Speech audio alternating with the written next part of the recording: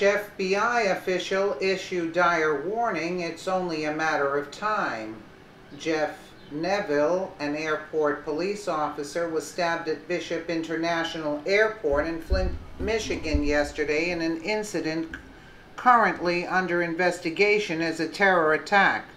James Carlstrom, the former assistant director of the FBI, appeared on Fox News to discuss the tragic stabbing and to offer a dire warning. It's just a matter of time before something you know actually kills a lot of people, he said. Top law enforcement agents are refusing to stand idly by as their fellow citizens are injured due to the liberal politics that prevent them from even discussing the problem. The former assistant director said, "We need to seriously reconsider our strategy and abandon our politically correct training, which ignores the motive behind the attacks." Police have revealed that Amour Touhi, a Canadian-Tunisian citizen, was responsible for the Flint airport stabbing. Witnesses claim the attacker shouted "Allahu Akbar" before the attack. Officer Jeff Neville was rushed to a nearby hospital and is in stable condition. Authorities arrested Touhi at the airport with a large knife. "We have implemented complex security systems in our airports, but they only protect our planes in the air. Regular citizens on their way to the airport are still at risk. By refusing to profile, we have created cumbersome systems that invade the privacy of law-abiding citizens while remaining blind to the actual threat posed to us. It is simply a fact that only one religion is behind the widespread curse of global terrorism. We are just lucky that Amour Touhi was not an effective terrorist. If he was able to obtain a deadlier weapon, or if he had hijacked a vehicle, the casualties could have been much greater. These people are hell-bent on our destruction and will use any tools at their disposal. We need to act fast before James Carlstrom's prediction comes true. We should not be forced to wait for another September 11th before we make the necessary changes. Enacting President Trump's proposed travel ban would be a good starting point, but we need to do more.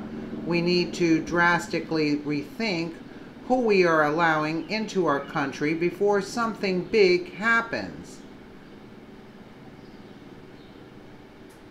Take a quick listen here. I want to switch gears, if you don't mind, James, in this incident in Michigan at the airport where an officer was stabbed in the neck. It was the first critical condition, now stable. But all points, signs point to someone who, obviously was extreme, shouted "Allahu Akbar." We keep seeing this playing out in different locales across the country, the world.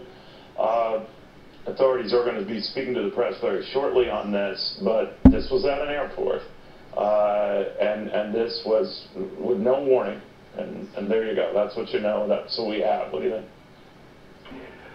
Well, Neil, unfortunately, I think we're going to continue to see things like this. The motive is sort of global. I mean, it's broadcast, over the internet and the public media.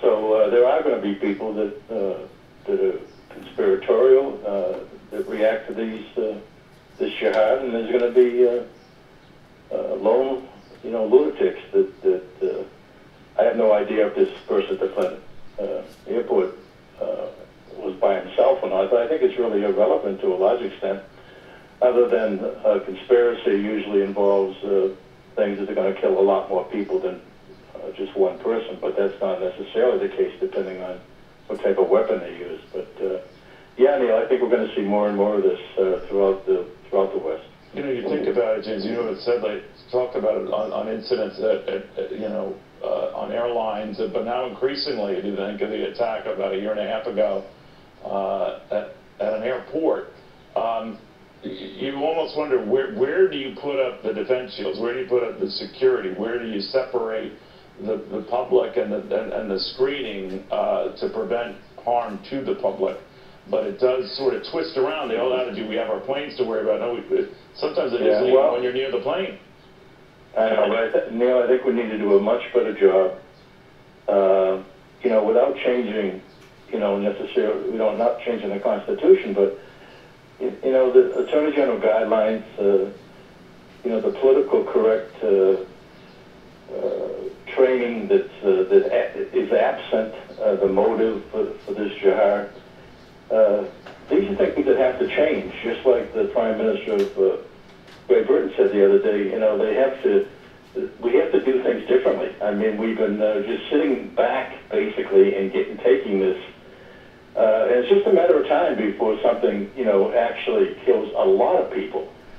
So I don't think, I'm not saying we need a police state, but we need to have a lot more sensibility about, and good strategy, a lot of which President Trump wants to do, about vetting. Heretofore, we didn't have a clue who these people were, whether they were Sharia people, which is totally inconsistent with our Constitution, totally inconsistent with, the homosexual We're going to do a lot more of it. All right. I mean, there's just a lot more things that have to be done, including getting the political correctness. Did you notice once he said about this part right here, we can't go back.